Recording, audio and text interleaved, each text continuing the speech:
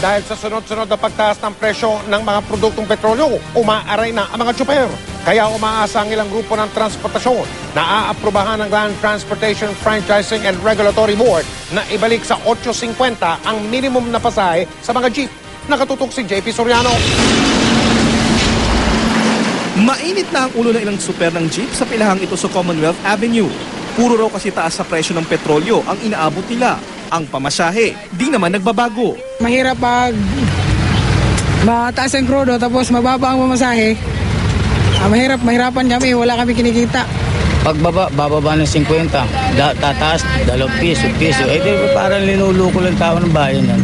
Sa dialogo ng mga transport group at jeepney operator sa LTFRB kanina, hiling nilang ibalik ang 50 centavo provisional increase sa pamasahe sa jeep. Lalo't linggo-linggo ang taas ng presyo ng mga produktong petrolyo. Sa ngayon, kumikita ang mga nasa mixing ruta ng mga 250 to 300. Yung mahabang ruta nasa 350 to 400. Hirap na ho yun. Yung pantawid pasada para po sa kaalaman ng ating mga nanonood at ng ating nasa pamahalaan, ito hindi masyadong epektibo sa amin. Hirit pa nila, ibigay man daw ang provisional increase. Tuloy pa rin ang petisyon nila para sa 1 peso and 50 centavos sa dagdag singil sa pamasahe. Yung piston ay nagpaplano na magsulong sa LTFRB ng 1 peso fare hike petition nationwide. Ang dapat dyan, magpakitang gilas ang mga Kongreso at saka Senado na amendahan yung batas na Oil Deregulation Law na tunay na problema. Hilingin namin sa ating mahal na Pangulong Pinoy, pakilusin niyo po ang mga tao niyo. Talagang hirap na po kami.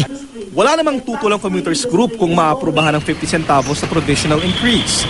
Ang hindi po namin pinayagan ay yung 2 pesos na main petition po nila. Kung sakaling aprubahan ng LTFRB ang provisional fare increase, magiging 8.50 na ang minimum fare sa jeep. Sa mga driver, naiintindihan din namin sila pero for me na namamasahe, mahirap din kahit 50 cents lang. Na matinding epekto ang idudulot nito sa ating mga consumers, commuters na pangkaraniwang mga kababaihan. Bukas ilalabas ng LTFRB ang kanyang desisyon kung aaprubahan nila ang provisional fare increase. At ayon sa mga transport group, sakaling hindi ito aprobahan ng LTFRB, asahan daw isang malawakang kilos protesta. Bukod sa dagdag singil sa jeep, nakatakda ring idinggin ang petisyon naman ng mga taxi operators na dagdag 10 piso sa flag down rate at dagdag na piso kada kilometro sa patak ng metro. JP Soriano, nakatutok, 24 oras.